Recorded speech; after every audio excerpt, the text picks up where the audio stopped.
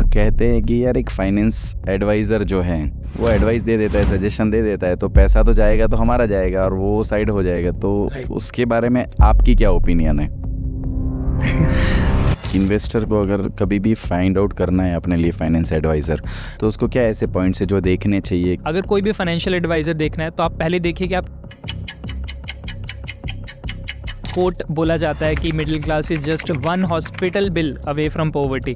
तो एक बिल या एक एक्सीडेंट कुछ ऐसा आपकी लाइफ में हो सकता है जो आपको बिल्कुल ही कंगाल कर देगा। तो you should have health insurance. Investment से पहले वो ज़रूरी है, क्योंकि आप देखिए कि आज बहुत ही एजुकेटेड लोगों के साथ भी स्कैम्स हो जाते हैं। तो आपकी एजुकेशन डज नॉट डिफाइन कि आप कितने फाइनेंशियली स्मार्ट हैं। तो वो फाइनेंशियली स्मार्ट बनने के लिए EMIs कभी कभी मुझे ऐसे लगता है कि एक टाइप का मेंटल स्कैम है जो आदमी को पूरी लाइफ कंप्लीटली उसकी बांध देता है, उसको कुछ भी करने नहीं देता। एब्सोल्युटली। वहाँ पे 3 जून को हर एक इंसान को ऑब्वियस लग रहा था कि कल मुझे कॉल ऑप्शन बाय करना चाहिए क्योंकि मार्केट बहुत अच्छा करेगा, क्योंकि बीजेपी के रिजल्ट्स आएंगे। But when ever things looks obvious in the market, वो उल्टी डायरेक्शन में चीज़ें होती हैं और उसकी पॉसिबिलिटी बहुत हाई रहती है। आजकल मार्केट में बहुत सारे ऐसे एड्स चल रहे हैं कि भाई 30 साल के पहले आप फाइनेंशियल फ्रीडम हो जाओ। ऐसे ये कितना पॉसिबल है? इसमें कितनी रियलिटी है? एक मिडिल क्लास इंसान और एक पैसे वाला इंसान, इन दोनों की सोच में एक्चुअली क्या फ़र्क होता है? मिडिल क्लास इंसान और एक अमीर जो होगा वो कल को अगर लाइफ में आपके पास एक भी पैसा नहीं रहे, ज़ीरो से आपको स्टार्ट करना पड़े, तो आप सबसे पहले क्या करोगे? कुछ अनकही बातें शो में आपका बहुत बहुत स्वागत है। पॉजिटिव टॉक्स हो, नॉलेज की बातें हो, मॉरल वैल्यूज़ के रिलेटेड इन्फॉर्मेशन हो, ये सब ज़्यादा से ज़्यादा हम आप तक पहुंचाने की कोशिश करते हैं हमारे पॉडकास्ट के थ्रू। इसमें आप हमें सपोर्ट कर सकते हैं हमारे चैनल को सब्सक्राइब करके। तो आगे बढ़ने के पहले हमारे चैनल को सब्सक्राइब ज़रूर करें। अब सीधे चलते हैं आज के एपिसोड पर।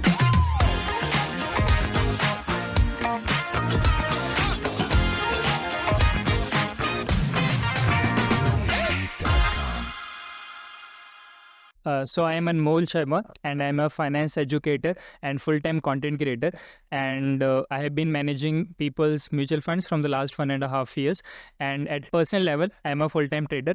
and आज मैं भरत जी के साथ हूँ उनके पॉडकास्ट पे कुछ अनकही बातें, and I am very much excited for the podcast, so looking forward to it। Welcome to कुछ अनकही बातें अनमोल। Thank you. आज हम लोग एक ऐसे टॉपिक पे बात करने वाले हैं, finance management, money management. Right. बहुत सारे लोग हैं जिनके पास बहुत पैसा है, बहुत सारे लोग ऐसे हैं जिनके पास लिमिटेड पैसा है, और बहुत सारे लोग ऐसे हैं जिनके पास कम पैसा है। चाहे कम पैसे वाले लोग हो, मीडियम पैसे वाले लोग हो या ज़्यादा पैसे वाले लोग हो, पैसा तो है बट उनको ये पता नहीं है कि मनी मैनेजमेंट कैसे करना है, पैसे से पैसा कैसे कमाना है या कहाँ इन्वेस्ट करना है। राइट। तो आपको क्या लगता है, पैसा माइंडसेट पर डिपेंड करता है या मैथमेटिक्स पर? सो कुछ लेवल तक तो मतलब इनिशियली कुछ लेवल तक मेरे हिसाब से मैथमेटिक्स मायने रखती है, बिकॉज अगर कोई बहुत ही कम कमाता है तो यू कैन नॉट एक्सपेक्ट कि वो वहाँ से मतलब इन्वेस्टमेंट्स भी कर पाएगा या बाकी सारी चीज़ें भी मैनेज कर पाएगा। But once you cross a certain threshold level, आप एक डिसेंट अमाउंट कमाने लग जाते हो, तो उसके बाद इट्स ऑल अबाउट माइंडसेट, और उसमें फिर आपके फाइनेंशियल हैबिट्स भी इतने इंपॉर्टेंट हो जाते हैं। अगर हम आज की एग्जांपल लें तो आज की जो जनरेशन है, जैसे सोशल मीडिया है, जेन ज़ी हम जिनको टर्म्स देते हैं, तो उसमें थोड़ा शो ऑफ का ज़माना है।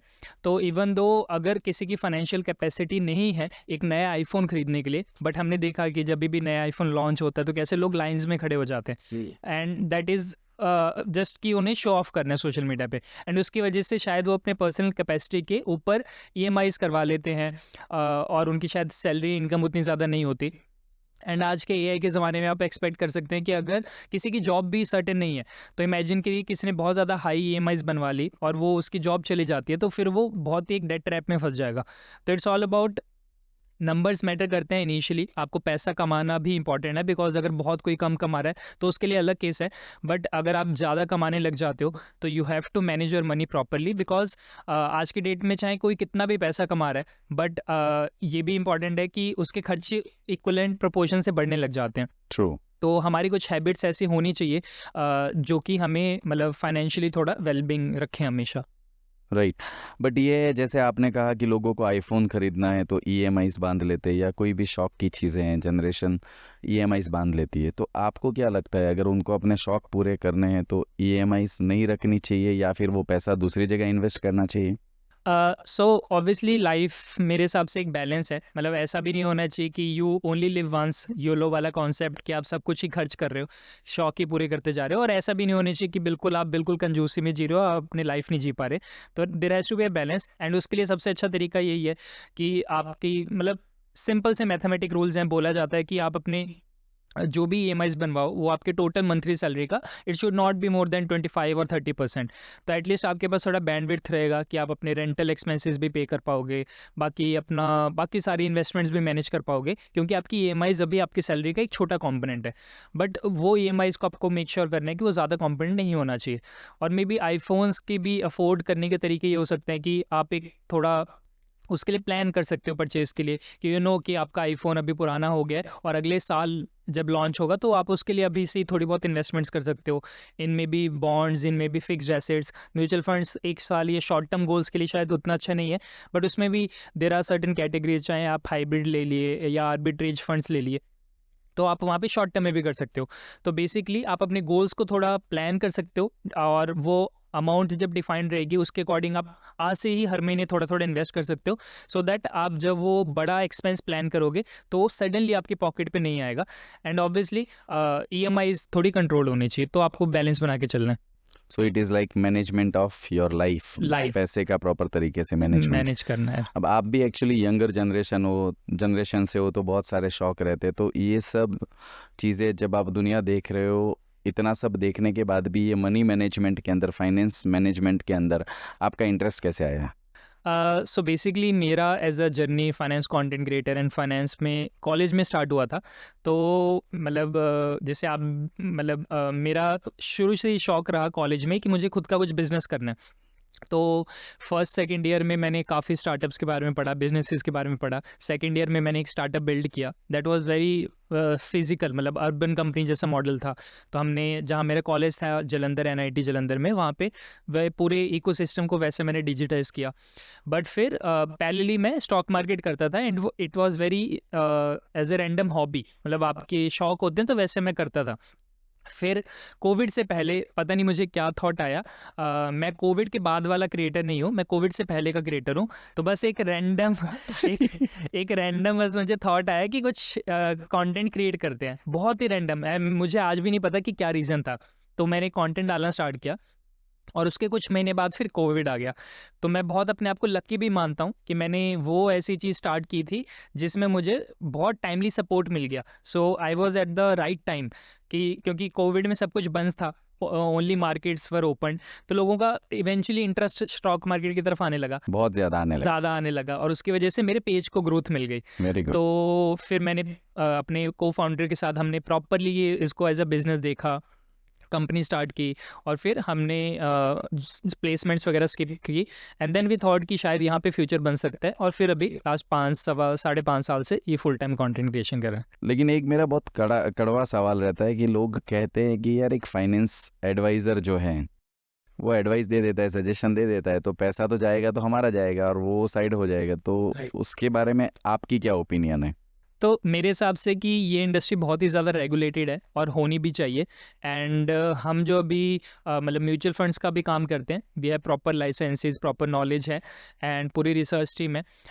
तो मतलब बेसिकली मार्केट्स हैं तो at the end of the day बिल्कुल अनसर्टेन है, बट जो हमारी चीज़ हाथ में कंट्रोल है, मतलब बोलते हैं ना कंट्रोलेबल्स क्या है, तो वो हमारा है कि हम अपना रिसर्च करते रहे, मंथ ऑन मंथ हमारा रिसर्च चालू रहता है, और जो भी हम चीज़ों लोगों को सजेस्ट करते हैं, एडवाइस करते हैं, पर्सनल लेवल पे भी उसमें इन्वेस्ट कर रहे हैं, तो आपका स्किन इन द गेम खुद का भी है वहाँ पे इन्वॉल्व। एंड मंथली ऐसे मार्केट्स को थोड़ा बहुत इंटरप्रेट करके, लेवल्स देख के वहाँ पे लमसम बाइंग करवाना। तो eventually we are trying our best कि हमारा रिसर्च इतना सॉलिड हो कि हम लोगों को अच्छी एडवाइस दे पाएँ। तो वर्स्ट के सिनेरियो में तो कुछ भी पॉसिबल है कि मार्केट कल कोई बहुत बड़ा क्रैश आ जाए, तो वो अलग चीज़ है, बट जहाँ पे हम अपना बेस्ट कर सकते हैं इन टर्म्स ऑफ वो, and obviously we are fully regulated, तो ये चीज़ हो जाता है। और रही बात, अगर मैं स्टॉक वाले एंगल पे थोड़ी बात करूं तो लोग जैसे जो थोड़ा जिनके अंदर से ही स्कैमी माइंडसेट होता है, या जो लोगों को सिर्फ मतलब बेवकूफ़ बनाने आए हैं, वैसे क्रिएटर्स या बहुत सारे लोग हैं ऐसे, ये इंडस्ट्री में थोड़ा ऐसा है, नेगेटिव लोग ज़्यादा हैं, तो वो लोग टेलीग्राम्स पे काम करते हैं ना। But we have been running our WhatsApp community from the last 4 years almost. तो हम लोग व्हाट्सएप पे काम करते हैं, एंड वी मतलब हमारा कॉन्टैक्ट नंबर, पर्सनल मेरा नंबर मतलब 4-5 हज़ार लोगों के साथ एक्सपोज्ड है, और हमारे व्हाट्सएप कम्युनिटी में वी डू वीकली सेशंस। तो मैं एज अ क्रिएटर अपने आप की गारंटी ले सकता हूँ कि मैं हर हफ्ते लोगों के सामने सेशंस देता हूँ। अभी भी आज पॉडकास्ट से पहले मैं सेशन करके आ रहा हूँ लोगों के साथ। तो इतने सारे लोग जुड़ते हैं एंड वो मेरी नॉलेज को लाइव देख रहे हैं, क्योंकि 1 मिनट की एक वीडियो बनाना एक अलग चीज़ है, बट जब मैं स्क्रीन पे आके उनको 1-1.5 घंटे पढ़ा रहा हूँ, दिखा रहा हूँ, ऐसे स्कैनिंग करते हैं, ऐसे हम ट्रेडिंग करते हैं, जब मैं कॉन्सेप्ट्स वहाँ पे शेयर कर रहा हूँ तो लोगों को ट्रस्ट बिल्ड होता है। तो और इसी वजह से हम ओपनली वहाँ पे व्हाट्सएप कम्युनिटी भी चलाते हैं। तो वही है कि मतलब इंटेंशंस मायने रखते हैं कि आप अंदर से ऑनेस्ट होने चाहिए। एंड जैसे एम एस धोनी बोलते हैं कि मतलब you have to be honest from your self. मतलब आप किसी और को बेवकूफ़ बना सकते हो, बट यू कैन नॉट अपने आप को आप बेवकूफ़ नहीं बना सकते, तो वो इंपॉर्टेंट है। तो I am trying my best कि मैं हमेशा लाइफ में ऑनेस्ट रहूँ लोगों के साथ, एंड उनके भले के लिए काम करता रहूँ, क्योंकि अगर उनका ग्रोथ होगा, अगर मैं अपने म्यूचुअल फंड्स बिजनेस की भी बात करूँ या स्टॉक की भी बात करूँ, अगर उनको फ़ायदा होगा अल्टीमेटली, तो फिर मुझे इनडायरेक्टली फ़ायदा हो जाएगा। तो मेरा हमेशा यही है कि ऑनेस्टी के साथ, अपना मेहनत के साथ काम करना है। हाँ, लेकिन एक इन्वेस्टर को अगर कभी भी फाइंड आउट करना है अपने लिए फाइनेंस एडवाइज़र, तो उसको क्या ऐसे पॉइंट्स है जो देखने चाहिए कि ये बंदे के अंदर है, तो वो वहाँ पर उस पर ट्रस्ट करके उसको फॉलो कर सकें? सो मेरे केस में, या मैं अगर इन जनरल भी इन एग्जांपल लूँ, जनरल, इन हाँ जनरल। हाँ, तो इन जनरल भी एग्जांपल लूँ तो आई गेस पैसा एक ऐसी चीज़ है जहाँ आप तभी किसी के ऊपर मतलब कहीं पे भी लगाओगे जब आप उस पर्टिकुलर पर्सन पे ट्रस्ट करते हो। जैसे अगर आप एक जनरेशन पहले जाएंगे तो हमारे पेरेंट्स लोग LIC एजेंट के थ्रू LIC में इन्वेस्ट करते थे, राइट। क्योंकि उन्हें लगता था कि LIC company as a company चाहे कुछ भी हो जाए, बट मेरा एक एजेंट होगा जिसको मैं कॉल कर पाऊंगा, पूछ पाऊंगा कि मेरे पैसे का क्या स्टेटस है।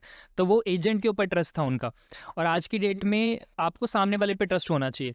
अब वो ट्रस्ट के लिए जैसे अगर मैं यहाँ पे अपनी पर्सनल एग्जांपल दूँ, तो मेरा ट्रस्ट कहाँ से लोगों के ऊपर मैं डेवलप कर पा रहा हूँ, बिकॉज मैं कंटेंट में हूँ, मैं अपना नॉलेज डेली बेसिस पे लोगों के साथ शेयर कर पा रहा हूँ, अपना फीडबैक इनसाइट्स शेयर कर रहा हूँ, स्टोरीज पे एक्टिवली, व्हाट्सएप कम्युनिटी जैसे मैंने बोला। तो जब मेरे साथ लोग एसोसिएटेड हो जाते हैं, वो मेरा 1 साल का जर्नी देख रहे हैं, मेरा प्रोग्रेस देख रहे हैं, मैं किस हिसाब से बातें कर रहा हूँ ट्रेडिंग के रिलेटेड, वो देखते हैं, तो फिर इवेंचुअली ट्रस्ट हो जाता है। तो मैं उसी ट्रस्ट को यूज़ करके फिर अपने म्यूचुअल फंड के लिए लोगों से मतलब उनको एज अ क्लाइंट ढूंढता हूँ कि अगर आपको हमारे साथ म्यूचुअल फंड्स में काम करना है तो यू कैन डू। तो अल्टीमेटली आपको अगर कोई भी फाइनेंशियल एडवाइज़र देखना है तो आप पहले देखिए कि आप किस पे भरोसा कर सकते हैं, एंड सेकेंडली फिर आप उसकी क्वालिफिकेशन, उसकी क्रेडिबिलिटी, उसकी नॉलेज, उसकी डिग्रीज, ये सब चेक कर सकते हैं। And ultimately third point is कि हर एक इस कैटेगरी में बहुत सारे रेगुलेशंस है, तो क्या आपका प्रॉपर जो फाइनेंशियल एडवाइजर है वो रेगुलेशंस, वो सर्टिफिकेशन मेंटेन करता है कि मेंटेन नहीं। कर रहा है, फॉलो कर रहा राइट, है कि या नहीं कर राइट। रहा है। बेसिकली इसके लिए कौन कौन से सर्टिफिकेशंस लगते हैं जिस पे ट्रस्ट कर सकते हैं? सो स्टॉक्स के लिए तो मतलब 2 बहुत ही फेमस हैं, सेबी RA और एक इन्वेस्टमेंट एडवाइजरी IA का लाइसेंस। तो ये 2 आपके स्टॉक स्पेसिफिक हो जाते हैं। और बाकी म्यूचुअल फंड्स के केस में you have to give NASM 5 exam, और उसके बाद आपको मतलब मेरा कंपनी लेवल पे है, तो आप कॉर्पोरेट या इंडिविजुअल लेवल पे आपको लाइसेंस लेना पड़ता है, तो मेरा कॉर्पोरेट लेवल पे है, तो देन आई एम एलिजिबल कि I can do the mutual fund distribution. Yes. आपकी लाइफ का ऐसा कौन सा फाइनेंशियल डिसीजन था जिसने आपकी लाइफ पूरी तरीके से चेंज कर दी? सो मतलब ये एक बहुत ही मतलब पर्सनल स्टोरी है। तो मेरी जर्नी यहाँ कल्याण से स्टार्ट हुई थी। तो आफ्टर ग्रेजुएटिंग मैं मेरे मेंटोर कल्याण में रहते हैं, तो मैंने 6 महीने कल्याण में स्पेंड किए। तो उन्होंने मुझे बहुत ही इनिशियल डेज़ में एक बहुत अच्छी बात बोली थी कि अगर तुम्हें लाइफ में कुछ बड़ा करना है तो तुम्हें पैसा सेव करने के बारे में कम सोचना चाहिए, पैसा मैं कैसे ज़्यादा कमा सकता हूँ वो सोचना चाहिए।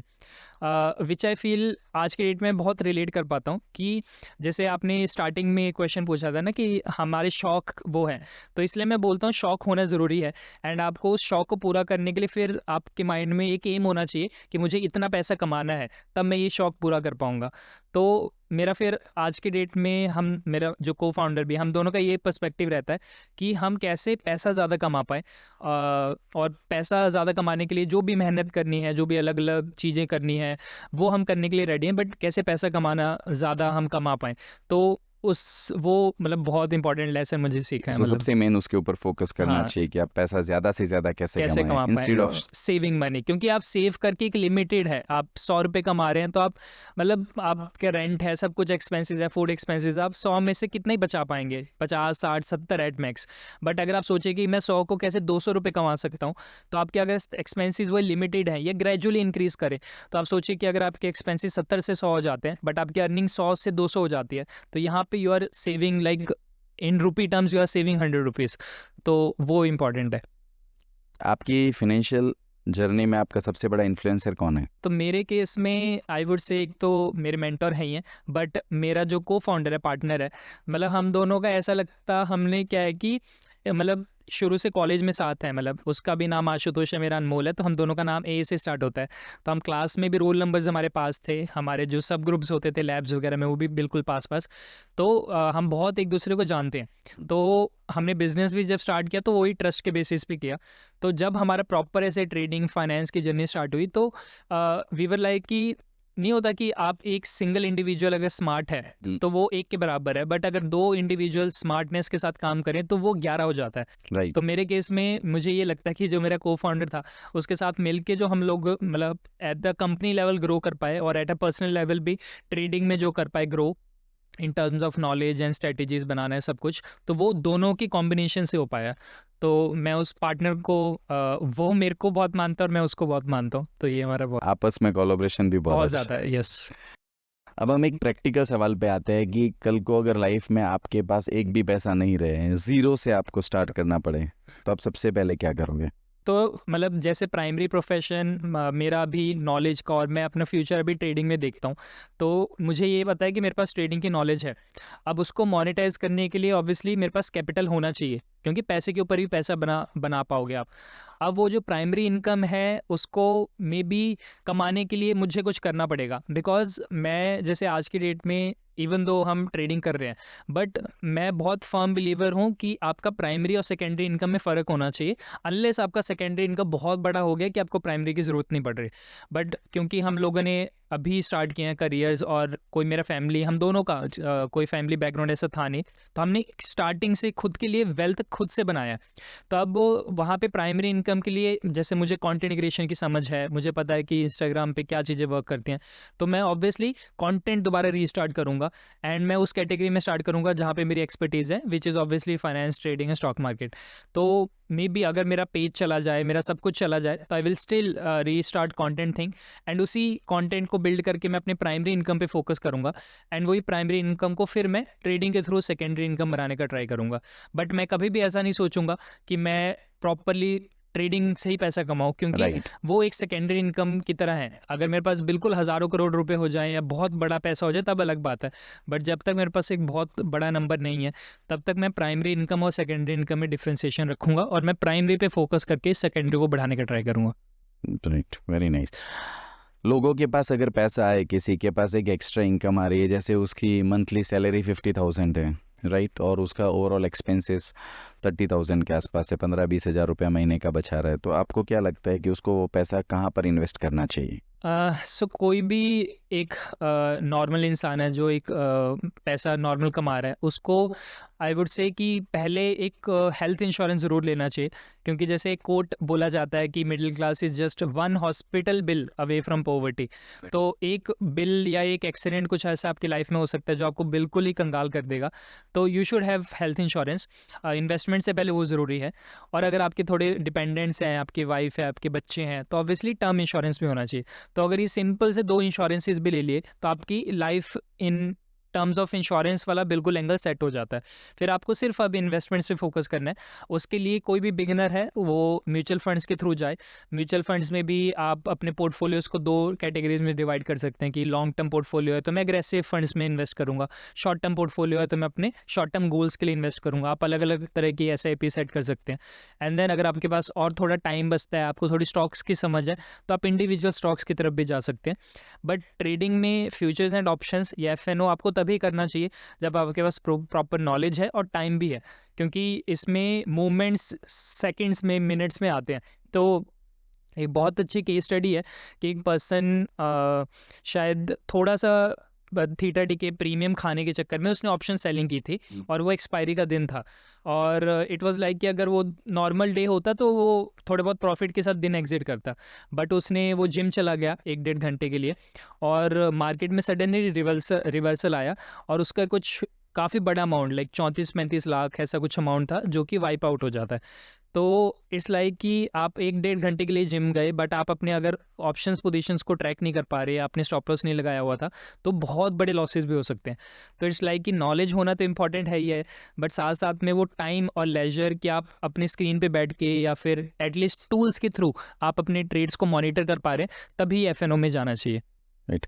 मतलब अगर किसी भी बंदे को ट्रेडिंग करना है तो आपको सबसे सेफ जोन कौन सा लगता है? फ्यूचर करना चाहिए, ऑप्शंस करना चाहिए, कमोडिटीज़ करनी चाहिए? सो मेरे हिसाब से स्विंग ट्रेडिंग स्टार्ट करनी चाहिए कि इक्विटी या कैश मार्केट में नॉर्मल सिर्फ बाय सेल करे और शॉर्ट टर्म के लिए करे, मतलब 1 हफ्ते 2 हफ्ते के लिए, और वो उसमें मतलब सक्सेस रेशियो भी अच्छा रहेगा और लॉस की probabilities and in terms of percentage wise losses भी कम होते हैं, तो वो ग्रेजुअली स्टार्ट करना चाहिए।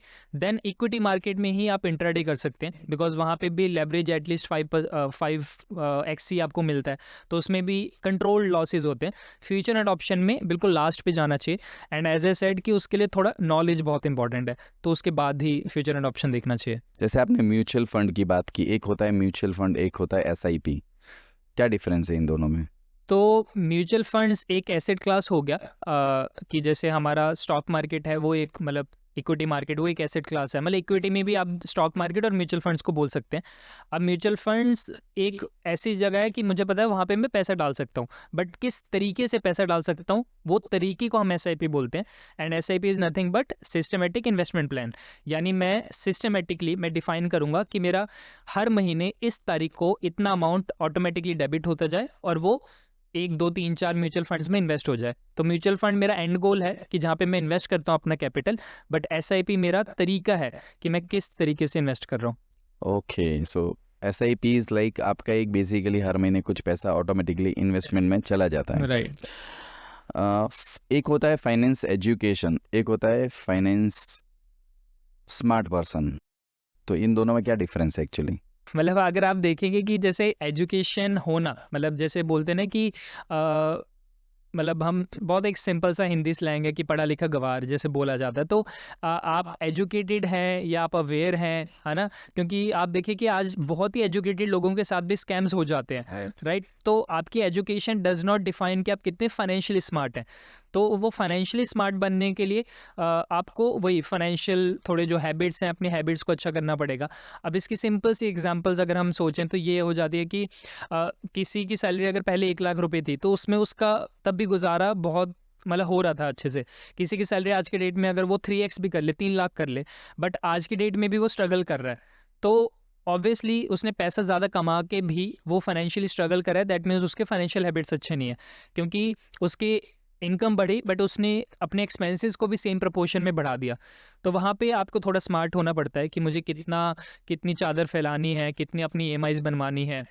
एक और सिंपल एग्जांपल है कि हम इंडियंस बहुत ही ज़्यादा घर को लेके इमोशनल होते हैं, and I am not saying कि घर लेना बुरी बात है, बट आप जब अपने अर्ली 20s में 30s में होते हैं 25-26 साल में, तो अगर आप घर की EMIs बनवा लेते हैं तो उससे मतलब 25 साल तक चलती है और आप बिल्कुल एक फिक्स्ड हो जाते हैं कि आपकी शायद जॉब भी हो अब उस पर्टिकुलर सिटी में आपको करनी पड़ेगी, आप अपने आप को ब्लॉक कर लेते हैं। हाँ, ब्लॉक कर लेते हैं। तो वाई नॉट कि initial part of your career जब तक आपके पास एक बढ़िया कॉर्पस ना हो जाए या घर खरीदने लायक पूरी अमाउंट ही ना हो जाए, उतना आप पैसा सेव करें, में भी आपके लिए भले ही आपको उसमें 10 साल लग जाए, बट इनिशियली आप रेंट पे रहें, केयर फ्री रहें, है ना। जब आपको लगे कि आपके पास एक पैसा हो गया, उतना मैंने जोड़ लिया है और अब मेरी EMIs भी मेरी सैलरी का एक छोटा प्रपोर्शन है, तब मैं उस इमोशनल डिसीजन पे जाऊं कि अब मेरे को घर लेने का सही टाइम आ गया। तो ये फाइनेंशियल अवेयरनेस, फाइनेंशियल हैबिट्स, इसके मतलब जानना, इसके बारे में जानना वो बहुत ज़्यादा इंपॉर्टेंट है देन बीइंग कि आप एजुकेटेड हैं बस। EMIs कभी कभी मुझे ऐसे लगता है कि एक टाइप का मेंटल स्कैम है जो आदमी को पूरी लाइफ कंप्लीटली उसकी बांध देता है, उसको कुछ भी करने नहीं देता। एब्सोल्युटली, वो थोड़ा तो है। अब जैसे इसमें दो पर्सपेक्टिव हैं कि ना, जो डेट है, मतलब ईएमआई क्या है, एक तरह का आप कर्जा ले रहे हैं। राइट। अब जैसे बिजनेस में भी हो तो कर्जा अच्छी चीज़ है अगर आप उसको अच्छे तरीके से यूज़ कर पाएँ एट अ मतलब एक कंट्रोल लेवल पे। बट कर्जा इतना ज़्यादा नहीं होना चाहिए कि फिर आप उसको चुकाने में आपको प्रॉब्लम आ रही है। तो आपकी ईएमआईज़ भी उतनी ज़्यादा नहीं होनी चाहिए कि आपको चुकाने में प्रॉब्लम आ रही है। अनलेस इट इज़ कंट्रोल्ड, तो वो अच्छी चीज़ है, क्योंकि आप अपने शौक, अपने गोल्स उसको जल्दी पूरा कर पाते हैं, क्योंकि आप डेट से उसको लेवरेज के थ्रू पूरा कर रहे हैं। तो कंट्रोल्ड है तो बहुत अच्छी चीज़ है। जब तक अनकंट्रोल हो जाती है और वो आपकी सैलरी का बड़ा पार्ट बनने लग जाए, फिर वहाँ पे प्रॉब्लम आती है। राइट। क्योंकि वो आपको बिल्कुल बांध लेगी, फिर आपको लाइफ में कुछ रिस्क नहीं ले पाएंगे, लाइफ में कुछ नया नहीं कर पाएंगे, आपको फिर वही अपनी नॉर्मल लाइफ के साथ संतोष करना पड़ेगा वैसे। और एक्चुअली मिडिल क्लास के लिए फाइनेंस एक बहुत बड़ा स्ट्रेस है एक्चुअली, जो उनके रिश्तों को भी और मेंटल हेल्थ को भी बहुत इम्पैक्ट कर रहा है। और सिर्फ मिडिल क्लास के लिए नहीं, मुझे लगता है जिनके पास बहुत पैसा है वो भी कहीं ना कहीं फाइनेंस स्ट्रेस के अंदर ट्रैप हो जाते हैं, प्रॉपर मनी मैनेजमेंट नहीं होता है। तो आपको क्या लगता है कि कौन सा फाइनेंस मैनेजमेंट का ऐसा पार्ट है जो सबसे ज़्यादा मेंटल हेल्थ पे इफ़ेक्ट करता है अगर आप उसका ध्यान नहीं रखते हैं तो? मेरे हिसाब से जैसे ट्रेडिंग का मुझे लगता है कि अगर ट्रेडिंग में आप कंट्रोल्ड ना हो और एक प्रोफेशनल की तरह ट्रेडिंग ना करें ना, एक होता है कि आपको एज अ प्रोफेशनल पता होता है कि ये मेरा इतना मैक्सिमम लॉस होगा, तो और वो मेरे कैपिटल का 1% है या 0.5% है। तो अगर मेरा वो ट्रेड बिल्कुल नेगेटिव भी चला जाए, बिल्कुल मेरे को नुकसान हो जाए, तो मुझे पता है कि मेरे टोटल कैपिटल का सिर्फ आधा % जाएगा या 1% जाएगा। तो जब आप ट्रेडिंग इस तरीके से करते हैं इन अ प्रोफेशनल वे कि आप अपने लॉसेस को कंट्रोल रखते हैं, तो आपको शायद हेडेक नहीं होगी। बट जब आप ऐसे रैंडम पोजीशंस लेते हैं जहाँ पे मैक्सिमम लॉस हो सकते हैं या फिर अनलिमिटेड लॉसेस हो सकते हैं, तो अगर वो जब होने लग जाएगा, फिर आप सोचोगे कि एक बार ब्रेक इवन पे आ जाए या फिर थोड़ा ऊपर हो जाए तो मैं बेच दूंगा। बट वो फिर कब लॉस और ज़्यादा बढ़ जाएगा, फिर आपके लिए जो पिछला अमाउंट है वो एक वो हो जाता है कि एटलीस्ट अभी मेरा इतना लॉस चल रहा है, जो पिछला वाला लॉस चल रहा था उतनी तक की आ जाए तो मैं बेच दूंगा। बट वो फिर ऐसे नीचे नीचे नीचे आपका लॉस बढ़ते ही जाता है। तो आपको मतलब ट्रेडिंग एंड ऑल में रिस्क मैनेजमेंट और लॉस कंट्रोल करने की समझ होनी चाहिए, कैपिटल प्रिजर्व करने की समझ होनी चाहिए, क्योंकि वो सारी चीज़ें खराब होती हैं तो फिर आप फैमिली पे, आपके वाइफ पे, सब पे प्रेशर आएगा, गुस्सा आएगा। और अगेन मतलब ईएमआईज वाली भी हमारी अगर एग्जांपल है, तो लाइबिलिटीज़ आपको उतनी ज़्यादा नहीं पालनी कि फिर आपका आपके फैमिली के ऊपर स्ट्रेस आए। तो मतलब ये मुझे लगता है। राइट। मेरे दिमाग में एक और सवाल आया इसके पहले। आपने कहा था कि जब भी आपका एडवाइज़र हो, ट्रस्टवर्दी बंदा होना चाहिए। आजकल यहाँ पर तो बड़े बड़े लोग, अच्छे अच्छे ट्रस्टवर्दी लोग, वो कहते हैं कि ड्रीम 11 में पैसा लगाओ, तो क्या करना चाहिए? वो अगेन वो मेरे को लगता है ट्रस्ट का वायलेशन है। एज अ फाइनेंस क्रिएटर मैं आपको ऑनेस्टली बताता हूँ कि हमें भी फॉरेक्स एंड मतलब ये ड्रीम 11 टाइप के बैटिंग ऐप्स की बहुत प्रमोशंस आती थी even through out the Covid, but आज तक हमने कभी नहीं किया, क्योंकि देखो शॉर्ट टर्म में हमारे लिए भी पैसा बहुत इंपॉर्टेंट है और वो हमारे बिजनेस के लिए बहुत अच्छी चीज़ हो जाती है।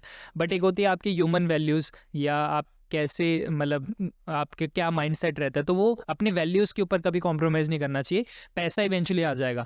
तो जो भी ऐसे बड़े बड़े लोगों ने प्रमोशंस की हैं वो बहुत ही ज़्यादा गलत है, एंड दैट इज़ वाई आपको ऐसे लोगों को अपने रोल मॉडल भी नहीं मानना चाहिए। आपको अपने पेरेंट्स को आप देखो, वो आपके लिए सबसे बड़े रोल मॉडल होना चाहिए। आप अपने आसपास अपने दोस्तों को देखो।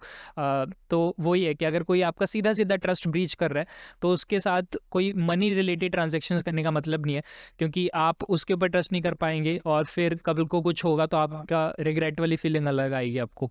तो बेटर टू आप शायद खुद में कर लो, अकेले में कर लो, खुद से इन्वेस्टमेंट्स कर लो, बट जब आपको किसी के थ्रू करनी है तो वो पर्सन आपका बहुत ट्रस्टवर्दी होना चाहिए।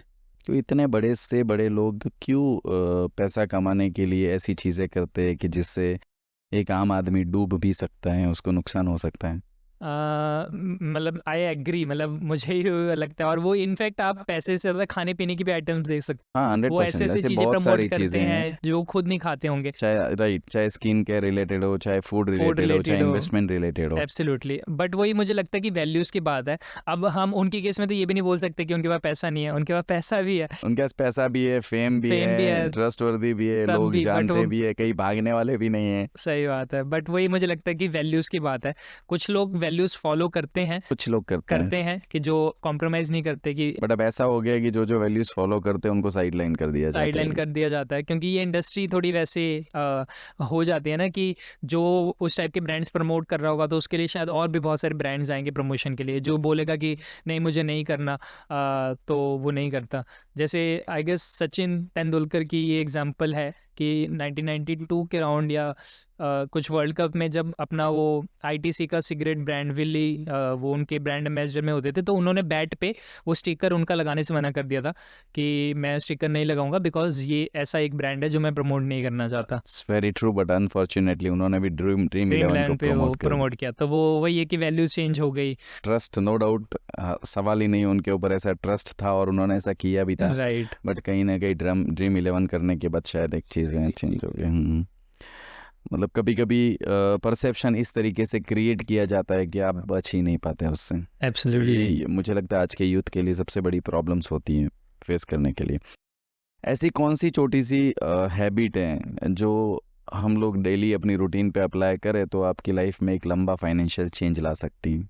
मेरे हिसाब से मतलब आपको अपने फाइनेंशियल सिचुएशन के बारे में अवेयर रहना चाहिए, और अगर आप एज अ कपल हैं तो फैमिली में थोड़ी बहुत बातचीत भी होती रहनी चाहिए। और ये सारी जो फाइनेंशियल अवेयरनेस है आज के डेट में आप इसको ऑटोमेट भी कर सकते हैं। तो ऑटोमेट करने का सिंपल एग्जांपल ये हो सकता है कि आप 3 बैंक अकाउंट अपने वो रखिए। एक में जहाँ पे आपकी सैलरी आ रही है तो आप उसको एक या दूसरे अकाउंट में ऐसी जगह पैसा डाल दीजिए जहाँ पे आप सिर्फ लिमिटेड पैसा खर्च करना चाहते हैं डेली एक्सपेंसेस पे। आज की डेट में हम यूपीआई यूज़ करते हैं तो वो बहुत जल्दी फटाफट ट्रांजेक्शन्स होती हैं, हमें फील भी नहीं होता कि पैसा हमारी जेब से जा रहा है। तो एक अकाउंट में आप सिर्फ अपने रोज़मर्रा के खर्चे के लिए पैसा डाल रहे हैं, दूसरे में आप कोई गोल बेस्ड सेविंग कर सकते हैं, कुछ भी कर सकते हैं तो वहाँ पैसा डालिए। एंड तीसरे में आप अपनी SIPs ऑटोमेटेड सेट रखिए और वहाँ पे उतना कैपिटल हमेशा मेंटेन रखें कि आपके SIP टाइमली डेबिट होते रहे। SIP मतलब वो ना हो, मतलब पॉज ना हो या फिर वो उतना पैसा आपके पास ना हो। तो ये एक हैबिट हो गई। तो आप ऐसी छोटी छोटी हैबिट्स क्रिएट कर सकते हैं, और इन्वेस्टमेंट्स को भी कॉन्टिन्यूसली ट्रैक कर पाना और अपने एडवाइजर से बातचीत करते रहना कि कैसा लग रहा है मार्केट्स या क्या हो सकता है। तो अपनी सिचुएशन को थोड़ा बहुत चेंज करते रहना कि मेरी ये इन्वेस्टमेंट, हम लोगों ने ये जर्नी ऐसी स्टार्ट की थी, अभी मार्केट्स के साइकिल्स कुछ ऐसे चल रहे हैं कि हमें थोड़ा अपने प्लान को चेंज करना पड़ेगा। तो अवेयरनेस एंड छोटे छोटे हैक्स आप ट्राई कर सकते हैं जिससे आपकी जो फाइनेंशियल लाइफ है वो सॉर्टेड रहे। अब इसमें एक सवाल ये रहता है कि 20-25 साल का जो बंदा रहता है वो अगर पैसा कमा रहा है और उसकी 15-20 हज़ार सेविंग होती है तो उसके पास 3 ऑप्शन रहते हैं। नंबर 1, वो सेविंग का पैसा वो कहीं पे इन्वेस्टमेंट करे जहाँ पे थोड़ा थोड़ा ग्रोथ हो। नंबर 2, वो अपने शौक पे खर्चा करे। नंबर 3, यही एज होती है जहाँ पे वो रिस्क ले सकता है कि पैसा जा भी सकता है, आ भी सकता है। तो उसको इन तीनों में से क्या चूज़ करना चाहिए? मैं इसमें एक और कैटेगरी ऐड करूंगा, that should be 4th category, कि उसे अपने लर्निंग और नॉलेज के ऊपर भी इक्वली स्पेंड करना चाहिए। तो मेरे हिसाब से 3rd और 4th कैटेगरी, जो आपने रिस्क वाली बात बोली कि मुझे लगता है कि ले लेना चाहिए रिस्क अगर उसको लग रहा है, एंड रिस्क शुड बी कि अगर वो बिजनेस का कैलकुलेटेड, हाँ बिजनेस का रिस्क है या कुछ भी वैसा है जहाँ पे उसको लगता है कि शायद मेरी ग्रोथ हो सकती है, तो डेफिनेटली लेना चाहिए। And 4th, never shy away from investing in your knowledge as well, क्योंकि हमें मतलब ना, जैसे कंटेंट जब से ये स्टार्ट हुआ 2020 से, तो हर कोई क्या बोलता है SIP कर लो, SIP कर लो, SIP कर लो, बहुत ज़्यादा प्रेशर है लोगों पे, SIP नहीं है तो क्या हो गया। बट आप सोचिए कि अगर आप 500, 1000, 2000 रुपये की भी SIP करते हैं, ठीक है, और उससे कुछ बहुत सडनली वेल्थ क्रिएट नहीं होगी, वाई नॉट कि आप उसी पैसे को अगर कोर्सेज खरीदने में, बुक्स पढ़ने में या अच्छी नॉलेज के लिए यूज़ करें, और शायद ओवर टाइम स्किल्स अपडेट करने में यूज़ करें, और विद टाइम आपकी सैलरी डबल ट्रिपल हो जाए, तो वो आप शायद 1000-2000 रुपये की जो SIPs कर रहे थे आप शायद 10,000 भी कर पाएंगे। तो बड़ा पैसा आप लेट इन्वेस्ट करें would always be better than आप छोटे छोटे पैसा बिल्कुल स्टार्टिंग से भी कर रहे हैं। तो इन्वेस्टिंग अर्ली अच्छी चीज़ है, but it is not mandatory कि आप अगर थोड़ा लेट भी स्टार्ट करते हैं, बट अगर आपने इनिशियल ईयर्स में अपने नॉलेज के ऊपर भी स्पेंड किया तो वो भी इक्वली इंपॉर्टेंट है।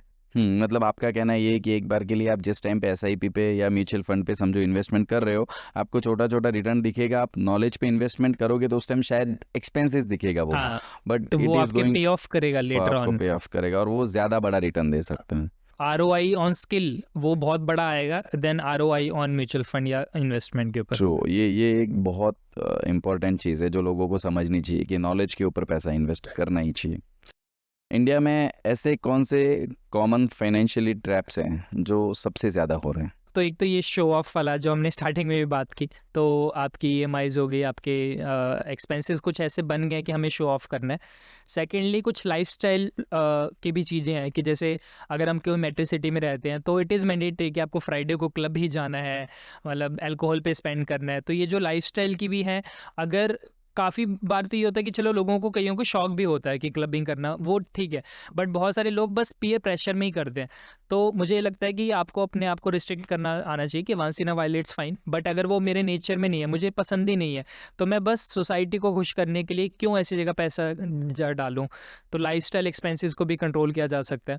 देन एक होता है ना कि जो हमारी प्रीवियस जनरेशन थी, यानी मदर फादर थे हमारे, उन्होंने हमारे लिए रोटी कपड़ा मकान बनाया। मतलब वो आज अगर आप पेरेंट्स को बोलो कि कल मुझे घूमने जाना है, चाहे आपके पास कितना भी पैसा हो, बट स्टिल वो बोलेंगे कि क्या ज़रूरत है घूमने की, क्योंकि उन्होंने घूमने को कभी प्रायोरिटी नहीं माना।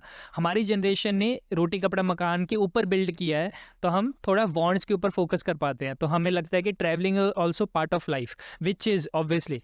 तो हाँ, तो अब वो ट्रैवलिंग भी आपको अगेन कि वो क्या आपके नेचर में है, या किस लेवल तक की ट्रैवलिंग आप अभी वो अफोर्ड कर सकते हैं। ये मतलब ऐसा नहीं कि अगर इंस्टाग्राम पे आपका दोस्त फॉरेन ट्रिप की फ़ोटोज़ डाल रहा है, तो आप अगर अफोर्ड कर सकते हैं तो जाइए, कोई प्रॉब्लम नहीं है, बट क्या आप अफोर्ड कर सकते हैं? अगर नहीं कर सकते तो मे बी आप केरला भी जा सकते हैं। तो इट्स अबाउट कि वही है, मतलब शो ऑफ, और अल्टीमेटली सारी चीज़ वही आ जा रही है कि सोशल मीडिया शो ऑफ। तो आपको थोड़ा अपने आप को अंदर से देखना चाहिए कि आप फाइनेंशियली कितने केपेबल हैं, एंड उस हिसाब से डिसीजन लेने चाहिए। तो वो आपको कभी भी ऐसे हैम्पर नहीं करेगा। तो आई गेस ये एक बहुत बड़ा ट्रैप है आज की जनरेशन के लिए। राइट, मतलब लोगों को देख के कि अगर वो वहाँ पे जाके कंफर्ट हो रहा है, बट उसके चक्कर में वो वहाँ कंफर्ट होने जाते हैं, अपनी लाइफ को अनकंफर्टेबल बना। एब्सोल्युटली। तो ये एक बहुत बड़ा इश्यूज 101% है ये। कोई ऐसा फाइनेंशियल प्रिंसिपल बताइए जो हर एक इंसान को या हर आदमी को फॉलो करना चाहिए। एक तो जैसे आप EMIs वाला फॉर श्योर करिए कि आपकी EMIs कभी भी 25% ऑफ योर टोटल उसमें सैलरी में नहीं होनी चाहिए। सेकेंडली, एक हमने बात नहीं की इमरजेंसी फ़ंड की, मतलब एज अ फाइनेंशियल एडवाइज़र, मतलब इमरजेंसी फ़ंड बहुत ही ज़्यादा इंपॉर्टेंट है। And emergency fund is like कि कभी भी कुछ वर्स्ट केस सिनेरियो हो गया, तो क्या आपके पास कुछ कैपिटल पड़ा है, पैसा पड़ा है कि नहीं। तो वो भी बहुत ज़रूरी है कि आप अगर बिल्कुल नई नई जॉब में भी लगे, तो मे बी आप पहले इन्वेस्टमेंट मत करो, पहले इंश्योरेंस लो, और इंश्योरेंस के बाद पहले इमरजेंसी फ़ंड भी बनाओ कि थोड़ा आपके पास 2-3 महीने का आपके एक्सपेंसेस का बफर होना चाहिए कि कल को आपकी जॉब सडनली चली जाए, आपके ऊपर कोई मेजर क्राइसिस आ जाए, तो आपके पास एटलीस्ट 2-3 महीने का एक पीस ऑफ माइंड के लिए पैसा रहेगा कि आपको कहीं पे भी प्रॉब्लम नहीं आएगी। देन हमने इंश्योरेंस की बात की थी, तो आपके पास वो health insurance and term insurance होने चाहिए, ये बहुत ही ज़्यादा इंपॉर्टेंट है। एंड देन फिर ऑब्वियसली आपको अपने इन्वेस्टमेंट्स के ऊपर फोकस करना चाहिए, मतलब लोग जो डायरेक्टली इन्वेस्टमेंट पे जाते हैं उसके पहले उसको बेसिक चीज़ें जो है सॉर्ट करनी चाहिए। वो पहले करनी चाहिए, उसके बाद वो पैसा बढ़ाने के लिए चाहिए, वो बेटर है। जैसे आपने इमरजेंसी फंड्स का, तो मैं एक ये चाहता हूँ कि एक हमारी पुरानी जनरेशन थी और एक ये जनरेशन है। पुरानी जनरेशन जब पैसा कमाती थी तो उनका सीधा प्लान था कि हाँ मेरी आने वाली पीढ़ी उसको भी पैसा कम नहीं पड़े, उसकी ज़िंदगी आराम से गुजरे। राइट, अभी की जो पीढ़ी है वो है कि भाई मैं आज खाऊं, आज ख़त्म करूं, मेरी ज़िंदगी चीज़। सही बात है। तो आपको क्या लगता है इन दोनों में से कौन सा पॉइंट राइट है, या कहाँ पर वो राइट है, कहाँ पर ये राइट है? तो पहली वाली जनरेशन जिस सर्कमस्टांसेस में ग्रो हुई, मतलब उन्होंने आफ्टर इंडिपेंडेंस, या बोल लीजिए, मतलब इंडिपेंडेंस तो बहुत दूर मैंने बोल दिया, बट 1991 के बाद भी जो सिचुएशन थी कंट्री की, तो उस हिसाब से उन्होंने लिमिटेड रिसोर्सेज में काम किया है। तो उनके लिए पैसा बचाना ज़रूरी था, क्योंकि उस समय पैसा होता भी नहीं था, हमारी इकॉनमी उतनी कैपिटलिस्ट नहीं थी, तो वो अपनी जगह पे सही थे। बट आज की जनरेशन वहाँ पे गलत हो जाती है जहाँ पे उनको ये लगता है कि यू ओनली लिव वंस, कि आज ही पैसा उड़ा दो, सब कुछ ख़त्म कर दो। तो अगेन जो हमने बैलेंस वाली बात की थी कि थोड़ा तो आपको बचा के रखना ही पड़ेगा, बिकॉज वर्स्ट के सिनेरियो में कुछ भी जब हो जाता है तो आप फिर बिल्कुल ही ट्रबल में आ जाओगे अगर आपके पास कोई बैकअप नहीं हुआ।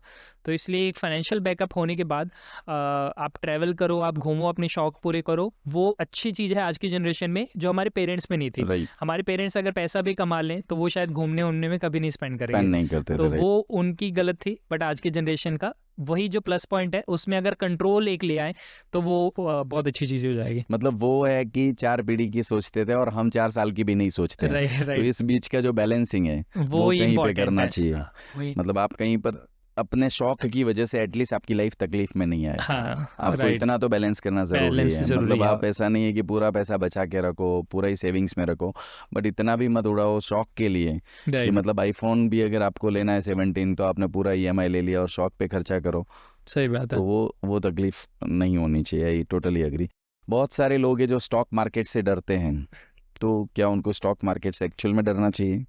नहीं, रीज़न बीइंग कि वो जो डर का माहौल है ना, वो स्कैम्स की वजह से आया। जैसे हमें पता है 1992 हर्षद मेहता स्कैम, देन 2000 के अराउंड केतन पारेख स्कैम। उस समय क्या था कि सेबी उतना एक्टिव नहीं होता था। सेबी इनफैक्ट 1992 या 3 में मतलब स्कैम के बाद ही बना है, तो रेगुलेशंस नहीं थी। बहुत सारा जो काम होता था वो ब्लैक में ही हो रहा है या फिर ऑन पेपर हो रहा है, तो ये सारे स्कैम्स होते थे उस टाइम पे। बट जब से सेबी बहुत एक्टिव हुआ है, और स्पेशली अगर हम लास्ट 10 साल की बात करें, तो सेबी का हर एक स्टेप ऐसा होता है कि उसे रिटेल इन्वेस्टर के इंटरेस्ट को सेफगार्ड करना है। तो आज की डेट में हमारे पास हर चीज़ का बहुत ही अच्छा रेगुलेशन है। इनफैक्ट इंडिया, जैसे ज़ीरोधा के फाउंडर्स भी बोलते हैं कि इंडियन मार्केट बहुत ही ज़्यादा रेगुलेटेड है। तो वो पूरे वर्ल्ड में ऐसा कहीं नहीं मिलेगा, क्योंकि यहाँ पे जो रेगुलेटरी बॉडी है वो लोगों के हित में काम करती है। तो आज की डेट में आपको डरने की ज़रूरत नहीं है, बिकॉज कोई भी चीज़ आज की डेट में से स्कैम नहीं है। सब ऑनलाइन है, ट्रांसपेरेंट है, सब कुछ डीमैट की फॉर्म में होता है। आज आपको शेयर्स आपके अकाउंट में मिलते हैं डीमैट के में। पहले लोगों को पेपर पे मिलते थे तो कोई दूसरे के नाम करवा लेता था, चोरी हो जाते थे, फट जाते थे। और स्कैम्स हुए तो लोगों को डर भी बैठ गया है कि उन्होंने देखा है कि उनका 100 रुपये बिल्कुल कैसे 50 पे आ जाता है, 30 पे आ जाता है। बट आज की डेट में अगर क्रैशेस भी आए तो वो भी ऐसा नहीं है कि वो कोई स्कैम की वजह से आ रहे हैं। दैट ऑब्वियसली वुड बी कोई मैक्रो रीज़न था या ग्लोबल रीज़न था, इन जनरल रिसेशन आया, तो वो लोगों को तब भी समझ हो जाएगा या डाइजेस्ट कर लेंगे, क्योंकि वो एक फंडामेंटल रीज़न की वजह से रिसेशन है। बट इन जनरल आज की डेट में मार्केट से डरने की ज़रूरत नहीं है। मतलब पहले जैसे बहुत सारी कंपनी सिर्फ पेपर पे फेक बन जाती थी, क्या अभी भी ऐसा होता है कि नहीं होता है?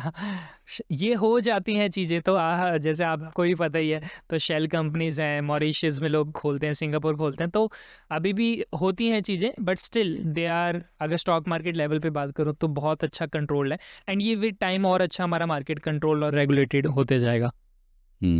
कुछ लोग हैं जो रातों रात स्टॉक मार्केट्स में अमीर बन गए हैं, तो उनको देख के हर आदमी को लगता है मुझे भी अमीर बनना है, राइट। तो वो स्टॉक मार्केट की तरफ तरफ भागता है, वहाँ पर पैसा लगाता है और जो है वो भी ख़त्म हो जाता है। होता है। कैसे बचा जाए इससे? तो पहली बात तो ऐसे केस स्टडीज़ पे ना भरोसा करना भी आपको पहले मतलब सोचना चाहिए कि क्या वो सच भी है कि नहीं, क्योंकि बहुत सारे लोग फेक भी करते हैं कि हम लोग ऐसे रातों रात बन गए। और सेकेंडली, अगर वो रातों रात बन भी गया, एक बार को मान लें कि वो रातों रात अमीर बना है मार्केट से ही, तो मार्केट में या इन जनरल लाइफ में भी ना, एक मैं परसेंटेज अपनी लाइफ में देता हूँ लक को। तो मार्केट जैसे होता है ना कि लक बहुत मैटर करता है, कि आप चाहे बहुत अच्छी चीज़ें करें, बट जैसे मैं अपने कंटेंट की एग्जांपल दूं, तो मैं 2020 में बस ऐसे कंटेंट क्रिएट कर रहा था और कोविड आया। अगर शायद कोविड ना आता और मेरा कंटेंट बस फ्लैट ही रहता, तो क्या पता मैं उसको 1 साल बाद छोड़ देता। तो वो लक बहुत मैटर करता है। तो वो लक के लिए ऐसा हो सकता है कि वो बंदा लकी था, उसने कुछ ऐसा डिसीजन लिया कि उसका पैसा बन गया। तो आपको वो लक फाइंड करने के लिए इमीडिएटली पैसा जंप नहीं करना मार्केट में कि सब कुछ लगा दिया। आपको हर दिन मार्केट के सामने शो अप करना पड़ेगा एज अ ट्रेडर। जैसे हम लोग भी आपस में ये स्लैंग यूज़ करते हैं कि मार्केट डेली पैसा बनाने की अपॉर्चुनिटी आपके सामने रख रहा है, और आपको डेली वहाँ पे प्रेजेंट रहना है। कभी पैसा बनेगा, कभी नहीं भी बनेगा, बट एक दिन 1-2 दिन ऐसे लक वाले ज़रूर आएंगे जहाँ पे बहुत अच्छा पैसा बन जाएगा। और वहाँ पे ये नहीं था कि आप लकी थे, लक फैक्टर था, बट क्योंकि आप डेली मार्केट पे आ रहे थे, प्रेजेंस दिखा रहे थे अपनी, तो वो आपको हेल्प करता है। तो हमें फोमो में नहीं आना दूसरों के सक्सेस से, हमें अपनी सक्सेस खुद क्रिएट करनी है और अपने पेस पे क्रिएट करनी है। ग्रेट। अब जैसे एसआईपी है तो वहाँ पर अगर कोई एसआईपी में पैसा डाल रहा है, म्यूचुअल फंड में डाल रहा है, तो उसमें तो उसकी एक लिमिटेशन है कि हर महीने का 5,000 रुपया, 10,000 रुपया, 50,000 रुपया जो भी डाल रहा है, कि कल को कुछ तकलीफ हो जाए तो भी उसको इतनी प्रॉब्लम्स क्रिएट नहीं होगी क्योंकि वो साइड में बचा हुआ पैसा डाल रहा है। कोई आदमी अगर स्टॉक मार्केट में पैसा डाल रहा है तो उसको क्या लिमिटेशंस के साथ में स्टार्ट करना चाहिए? कई बार डालने के बाद फ्यूचर ऑप्शन है, फ्यूचर्स है जिसमें कई बार लॉस की कोई लिमिट नहीं होती, आदमी को पता भी नहीं चलता है। तो क्या बेस पे और कितना पैसा अगर डालना चाहिए, परसेंटेज ऑफ इनकम या समथिंग स्टॉक मार्केट के अंदर? तो ये वाला जो परसेंटेजेस है, ये मुझे लगता है कि डिपेंड करेगा कि आप कितने कंफर्टेबल हैं और आपकी नॉलेज कितनी है और आपका रिस्क एपिटाइट भी कितना है। बट अगर एक नॉर्मल इंसान है तो उसको मुझे लगता है कि 50% एटलीस्ट म्यूचुअल फंड्स में डालना ही चाहिए। और देन इट कैन बी कि 5-10% गोल्ड है, सिल्वर है, कुछ भी आपके पास कमोडिटी पड़ी है, और 5-7-10% हमने देखा एफडी हो, इमरजेंसी फंड हो, वो सब होना चाहिए। और फिर देन द रिमेनिंग 20-30% है, उसमें आप ज़्यादा इक्विटी में डालिए। और अगर आपके पास थोड़ी नॉलेज है तब भी लास्ट में थोड़ा कैपिटल आपको, अगर नहीं होता कि हम जुआ खेलने जा रहे हैं तो चलो खेलते हैं आज, अगर आपके पास वो नॉलेज नहीं है तो अगर आपको बस एक लक भी ट्राई करना है, थोड़े रैंडम बेट्स भी लेने हैं, तो आपको वही कंट्रोल वे में लेना चाहिए। मतलब आपको एक अमाउंट सोच के ब्लॉक कर देना ब्लॉक कि करने इससे से ज़्यादा कि इसके अंदर ज़्यादा नहीं नहीं होना चाहिए। जैसे अभी आपने गोल्ड का बात किया, कमोडिटीज़ का बात किया, तो अगर कोई भी बंदा है, मैं एक फिगर्स कहता हूँ कि कोई भी एक बंदा है जिसके पास 20,000 रुपये एक्स्ट्रा है, तो वो 20,000 रुपये जनरली अगर उसको गोल्ड में इन्वेस्ट करना चाहिए, रियल एस्टेट में इन्वेस्ट करना चाहिए, या फिर स्टॉक मार्केट में इन्वेस्ट करना चाहिए? तो मैं तो क्योंकि जैसे फुल टाइम अभी ट्रेडिंग में हूँ, तो मुझे लगता है कि हर एक चीज़ का अपने एक टाइम आता है। तो आपके पास दो अप्रोचेज़ हैं। आइदर कि आप एक एसेट एलोकेशन बिठा सकते हैं कि अगर आप 100 रुपये इन्वेस्ट कर रहे हैं तो मेरा 50 इक्विटीज़ में है, 10 मेरा यूएसए मार्केट्स में है, 10 मेरा मतलब कमोडिटीज़ में हो गया, 10 मेरा इमरजेंसी फंड हो गया, और 10 मेरा बॉन्ड्स में हो सकता है। और अगर 10 बचा है तो वो में भी आप लिक्विड फंड्स वगैरह में डाल सकते हैं। तो आप ऐसा कुछ भी एलोकेशंस दे सकते हैं बेसिकली। और सेकंड अप्रोच कैन बी कि आप साइकिल्स पे खेलें, और उसके लिए बट आपको थोड़ा एक्टिवली इन्वेस्टमेंट्स की समझ होनी चाहिए। साइकिल्स बेसिकली मीन्स कि अभी मुझे पता है कि इक्विटी मार्केट्स या स्टॉक मार्केट हमारा अच्छा कर सकता है, तो मैं वहाँ पे ज़्यादा प्रेजेंस रखूँगा, ठीक है।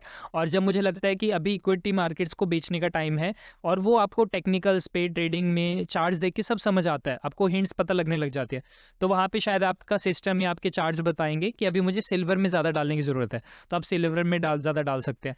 फिर आपको लगे सिल्वर का रैली हो गया ख़त्म, तो अभी यूएसए का मार्केट अच्छा कर रहा है, तो मैं वहाँ पे भी प्रेजेंस कर सकता हूँ। तो फर्स्ट अप्रोच इज़ कि आप थोड़ा थोड़ा हर किसी में अपने रिस्क एपिटाइट के हिसाब से डाल सकते हैं। सेकंड अप्रोच कि आप अपने पैसे को घुमाते रहिए, जो ज़्यादा अच्छा कर रहा हो एसेट क्लास, वहाँ पे आप अपना पैसा डालिए। मतलब एक्चुअली समझदारी के साथ इन्वेस्टमेंट कुछ भी किया जाए तो बेस्ट है, लेकिन जो भी यूथ नया स्टॉक मार्केट में आ रहा है तो कुछ ना कुछ बड़े लॉसेस करके वापस निकल जाता है, तो आपको क्या लगता है जो भी स्टॉक मार्केट में एंट्री करता है, बिगिनर जो रहता है, वो ऐसी कौन सी 3 मिस्टेक है जो सबसे ज़्यादा करता है? पहली मिस्टेक तो मुझे ये लगता है कि वो स्टॉप लॉस नहीं लगाते। तो लोगों को ये लगता है कि स्टॉप लॉस लगाना, क्योंकि ईगो की बात है, आप मार्केट में इन्वेस्ट करते हैं, आपने कोई बाय साइड पोजीशन ली, आपको ये लगता है कि वो ऊपर ही जाना चाहिए, और अगर वो नीचे आए दैट मीन्स आपकी नॉलेज, आपकी ईगो हर्ट हो रही है। बट ऐसा नहीं है, मार्केट में आप इक्वली जितना सही होंगे उतना ही आप गलत भी होंगे। तो जब भी आप गलत हैं तो आपको अपने लॉसेस को बचाना है, तो उस लॉसेस को बचाने के लिए हमारे पास स्टॉप लॉस होना चाहिए कि अगर मैंने 100 रुपये की कोई चीज़ बाई की तो 95 पे 90 रुपीज़ पे मेरा रिस्ट्रिक्टिव स्टॉप लॉस होना ही चाहिए। सेकेंडली, लोग रिस्क मैनेजमेंट भूल जाते हैं। अब ये स्टॉप लॉस का ही एक्सटेंशन है सेकंड पॉइंट कि जैसे लोगों का जितना भी कैपिटल है ना, वो कभी किसी एक ट्रेड में या किसी एक फ्यूचर या ऑप्शन वाले बेट पे बहुत ज़्यादा पैसा लगा देते हैं, क्योंकि उन्हें क्या लगता है कि ओवरनाइट में अमीर बन जाऊंगा। बट ऐसा होता नहीं है। तो आप जब भी रिस्क मैनेजमेंट तोड़ेंगे, एक होता है ना कि जब आप अपने हैसियत से या अपने रिस्क एपिटाइट से ज़्यादा रिस्क लेंगे ना, तो आपको पनिश करेगा ही करेगा मार्केट। तो ये चीज़ हो जाती है। एंड थर्ड इज़ कि दे थिंक कि मार्केट इज़ ईजी, और उन्हें क्या लगता है कि जैसे कुछ पॉजिटिव न्यूज़ अनाउंस हुई। आपको इसकी परफेक्ट एग्जांपल देता हूँ कि 3 जून 2024 में जब इलेक्शंस हुए थे ना लास्ट, रिजल्ट आया था इलेक्शन। हाँ, तो उससे पहले क्या ज़बरदस्त रैली आई थी क्योंकि सारे ओपिनियन पोल्स क्या बोल रहे थे कि मार्केट बहुत तगड़ा करेगा क्योंकि बीजेपी पावर में आने वाली है। अब कोई सेकंड एंगल मतलब सोच ही नहीं रहा, क्योंकि वहाँ पे व्हेन थिंग्स लुक ऑब्वियस तो मार्केट में उल्टा ही होता है।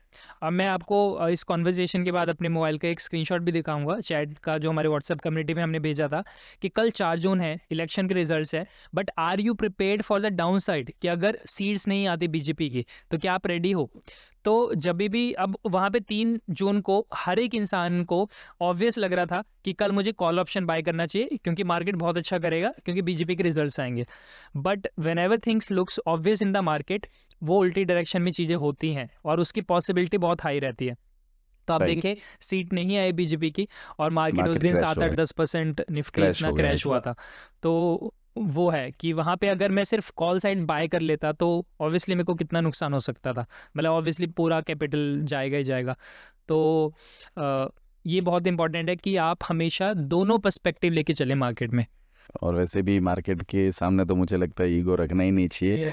मार्केट ने अच्छे अच्छे लोगों को खा लिया, पता भी नहीं चला। तो आप जितना हम्बल रहेंगे मार्केट के आगे अरे। कि और दोनों साइड के लिए प्रिपेयर रहेंगे, आपको सच्चाई एक्सेप्ट करने की कैपेसिटी चाहिए कि आप जो सोच रहे हैं शायद हो सकता है वो ना उल्टा भी हो। हाँ, और उसके लिए आपको लॉसेस बुक करने पड़ेंगे और वो आपको वही पहले पॉइंट से आएगा। आजकल मार्केट में बहुत सारे ऐसे एड्स चल रहे हैं कि भाई 30 साल के पहले आप फाइनेंशियल फ्रीडम हो जाओ, ऐसा करो वैसा करो तो you will be financial free. तो 30 साल के पहले फाइनेंशियल फ्रीडम कंप्लीटली हो जाना, ये कितना पॉसिबल है, इसमें कितनी रियलिटी है? ये जो कॉन्सेप्ट है ना, ये यूएसए से ओरिजिनेट हुआ है और इस कॉन्सेप्ट के ऊपर मैंने 2-3 बुक्स भी पढ़ी हैं। तो उसमें वो फायर एंगल बोलते हैं कि फाइनेंशियली इंडिपेंडेंट रिटायर अर्ली, है ना। अब जो भी केस स्टडीज़ मैंने लोगों की पढ़ी हुई हैं तो वो लोग अपने पूरे सैलरी का 80% सेव करते हैं जब वो फाइनेंशियली फ्री होने का सोचते हैं। तो वो क्या करते हैं, एक नंबर लगाते हैं कि ये मेरा 1 करोड़ होना चाहिए तो मैं फाइनेंशियली फ्री हो जाऊंगा। एंड उसको अचीव करने के लिए वो देखते हैं कि मुझे कितना टाइम लगेगा, और या तो आप टाइम थोड़ा एक्सटेंड कर सकते हो या फिर आप अपनी सेविंग रेट को बढ़ा सकते हो कि अगर मैं 50 रुपये सेव करता हूँ तो नहीं, मैं बहुत ज़्यादा या 50% की जगह मैं 80% करूँगा। तो जो भी ऐसे लोग जो 35 में अपने फाइनेंशियली इंडिपेंडेंट हो रहे हैं, वो बहुत ही ज़्यादा गरीबों वाली ज़िंदगी जीते हैं ड्यूरिंग द फर्स्ट 10 ईयर्स। तो वो बहुत ही फ्रूगल लाइफ जीते हैं 25 से 35 के बीच में, तब वो नंबर पे अचीव कर पाते हैं। और once they achieve a number, फिर उसके बाद एक रिटायरमेंट में रूल हम बोलते हैं 4% रूल, कि 4% वो हर साल विड्रॉ करते रहेंगे 1 करोड़ का, यानी मतलब 4 लाख वो विड्रॉ करते रहेंगे। तो वो 4 लाख ही उनके fixed monthly fixed yearly expenses है, और वो जो रिमेनिंग अमाउंट बचता जाएगा उसी को वो इन्वेस्टमेंट वो चालू रहेगा, सो दैट वो थोड़ा कैपिटल ग्रो भी करता रहे और वो विड्रॉ भी करते रहे। तो इसको म्यूचुअल फंड में एसटीपी भी बोल देते हैं। तो इसी बैलेंस के बीच में कि विड्रॉल रेट और ग्रोथ रेट जब थोड़ा मेंटेन रहता है तो वो एज्यूम करते हैं कि अब मेरी पूरी लाइफ सॉर्टेड है, क्योंकि वो नंबर 1 करोड़ है वो चलता रहेगा। बट इसमें थोड़ा ड्रॉबैक यही आता है कि व्हाट इफ कि आप अपनी लाइफस्टाइल वहाँ पे अपग्रेड नहीं कर सकते, क्योंकि आपको वो 4% विड्रॉल रेट पे ही करना है। आप सोचो मैं 1 करोड़ का 10% विड्रॉ कर लूँ और उस दिन या उस अगले 2-4 साल में मार्केट अच्छा ना करे, तो आप कैपिटल ज़्यादा विड्रॉ कर लोगे बट ग्रोथ अच्छा नहीं होगा, तो आपका जो ओवरऑल कॉर्पस है वो डिप्लीट हो जाएगा। तो ये भी है। तो इसलिए मुझे लगता है कि कॉन्सेप्ट इज़ फाइन, बट ये बहुत जिस लेवल पे लोग अचीव करते हैं ना कि एक बेयर मिनिमम बेंचमार्क रख के कि हाँ हो गए, वो नंबर में बहुत बड़ा फ्लो है। आपके पास मल्टीफोल्ड एक मार्जिन होना चाहिए कि मेरे पास 1 करोड़ अगर मेरा नंबर था तो मेरे पास आज के डेट में 50 करोड़ पड़ा है, तब आप प्रॉपरली हो सकते हैं, मतलब मेरे को लगता है। और सेकंड मुझे ये लगता है कि अगर लाइफ में आप रिटायरी अर्ली हो गए तो आप करोगे क्या? तो मतलब एक पर्पस होना चाहिए लाइफ का, वर्क ड्रिवन, तो वो भी है। हाँ, मतलब अगर 30 साल के अंदर फाइनेंशियल फ्रीडम हो रहा है और ये ट्रैप में आने की बजाय क्या फ़र्क पड़ता है आप 40 साल में होते हो 50 साल में होते हो, it's okay. Absolutely, so that should be okay for everyone. लोग ये सोच के अपनी लाइफ के कुछ साल बर्बाद कर देते हैं। सही बात है। तो मुझे ये लगता है कि it's not about financial freedom या कोई भी फ्रीडम, हम कोई भी एज में कभी भी कर सकते हैं। आप अपनी रोज़ की ज़िंदगी रोज़ जियो, सिंपल, एकदम सिंपल सा फंड है। पहले की जो जनरेशन है उनको क्या फाइनेंशियल चैलेंजेस फेस करनी पड़ती थी, और अभी की जो जनरेशन है, स्पेशली जो जेन ज़ी जनरेशन है, उनको क्या फाइनेंशियल चैलेंजेस फेस करना पड़ रहा है? पहले के लोगों को अगर मैं अपने जैसे पेरेंट्स के एग्जांपल लूँ तो उन्होंने कभी भी मतलब मार्केट्स में पैसा नहीं डाला, और सिर्फ LIC एट मैक्स FD और LIC की है, तो उस समय वो रिस्क एपेटाइट नहीं होती थी, नॉलेज नहीं होती थी, तो उन्हें नहीं पता था, तो उन्होंने वही लिमिटेड ऑप्शंस में पैसा डाला। तो आप ये बोल सकते हैं कि उनके लिए नंबर ऑफ एसेट क्लासेस नहीं थे उतने, या ऑप्शंस उतने नहीं हुआ करते थे। आज की डेट में ऑप्शंस हैं, but the interest to invest वो थोड़ा कम हो गया, क्योंकि योलो लाइफस्टाइल या फिर थोड़ा खर्चीला लाइफस्टाइल वाला ज़्यादा, शो ऑफ लाइफस्टाइल ज़्यादा है। तो ये है वाला आज की जनरेशन के लिए थोड़े चैलेंजेस। और सबसे बड़ी बात कि आज की जनरेशन, जो हमने पहले भी बात की ना, कि स्पेंडिंग के ऊपर ज़्यादा फोकस है, वो बैलेंस मेंटेन करने में थोड़ा उनको प्रॉब्लम लगता है। और बहुत सारे उनके जो इन डिसीजंस हैं वो भी इन्फ्लुएंस्ड हैं may be through social media है वो, तो वो एक प्रॉब्लम है। मतलब ये भी एक चीज़ है कि पहले के ज़माने में अगर आपके पास ज़्यादा पैसा होता था तो भी खर्चे के बहुत ज़्यादा सोर्सेज नहीं दिखते थे। हाँ, आज अगर आपके साथ पास में थोड़ा भी पैसा आ गया तो खर्चे के सोर्सेज अनलिमिटेड हैं, राइट, और सोशल मीडिया होने की वजह से पूरी दुनिया आपको एक सेकंड में दिखती है, कहाँ पे क्या पैसा खर्च करना है, तो आप कितना भी खर्च कर सकते हैं। सही बात है। मुझे एक चीज़ लगती है कि इंडिया के ज़्यादातर स्कूल्स और कॉलेज में आज भी फाइनेंशियल लिटरेसी मिसिंग है। तो आपको क्या लगता है, एजुकेशंस के अंदर ये एक नेसेसरी पार्ट होना चाहिए? एब्सोल्युटली होना चाहिए, बट इसमें जैसे ये है कि क्या गवर्नमेंट इसको मतलब स्कूल लेवल पे बिल्कुल एक करिकुलम में ऐड कर पा रही है कि नहीं। अगर करिकुलम में ऐड हो जाए तो बहुत अच्छी बात है, बिकॉज अल्टीमेटली आप कोई भी स्किल करें लाइफ में, तो बात वहीं पे जाते हैं ना कि मनी मैनेजमेंट या पैसा आप कितने अच्छे से मैनेज कर पा रहे हैं। तो वो एक प्रॉब्लम मतलब है जो हमारे एजुकेशन सिस्टम में है। बट अगर ये ऑफिशियली हमारी करिकुलम में रिकॉग्नाइज ना भी हो, बट आज की डेट में मुझे लगता है कि ऑनलाइन इतना कुछ है कंटेंट एंड इतना कुछ पढ़ने को है, इतने कोर्सेज हैं, जिस पे भी आपको ट्रस्ट हो आप उसके थ्रू नॉलेज ले सकते हैं। तो आज की डेट में वो एक्सक्यूज़ नहीं होना चाहिए। हमारे पेरेंट्स बोल सकते हैं कि हमें चलो पैसे की नॉलेज नहीं थी, बट आज की जनरेशन को एक सर्टेन लेवल तक ऑफ नॉलेज होनी ज़रूरी है। आज का जो डिजिटल एरा है उसमें एआई भी अभी बहुत सारी चीज़ों को रिप्लेस कर रहा है। तो आपको क्या लगता है एआई कितना डेंजर है आगे के लिए, जॉब्स के लिए, ह्यूमंस के लिए? मतलब जॉब्स के लिए तो रिस्क है ही है। तो जो भी IT सेक्टर में भी जैसे हम देखें तो जितने भी एंट्री लेवल जॉब्स थी वो काफ़ी तक जा रही हैं। तो अगर आप IT सेक्टर की स्टॉक्स के मैनेजमेंट्स की उनकी कॉन कॉल्स पढ़ेंगे, वो क्या बोल रहे हैं, तो वो बोल रहे हैं कि हमें दिख रहा है कि काफ़ी हद तक जो एंट्री लेवल चीज़ें वो सब ऑटोमेट हो गया। एंड अगर हम अपनी खुद की ही AI अडॉप्शन देखें कि हम आज की डेट में गूगल से ज़्यादा ChatGPT पे सर्च करते हैं, और हमारा कंटेंट काफ़ी हद तक कैप्शन लिखना, अगर मैं अपनी इंडस्ट्री की बात करूं तो बहुत सारी चीज़ें ऑटोमेटेड हो गई सब हैं। ऑटोमेटेड हो। वीडियो एडिटिंग आज की डेट में तो लोग अपना फेक एवटार बना के वीडियोस रिकॉर्ड कर रहे हैं, वो फिजिकल रिकॉर्ड भी नहीं कर रहे। तो आप सोचिए कि कितनी ज़्यादा जॉब्स जो हैं वो मतलब अभी जा सकती हैं।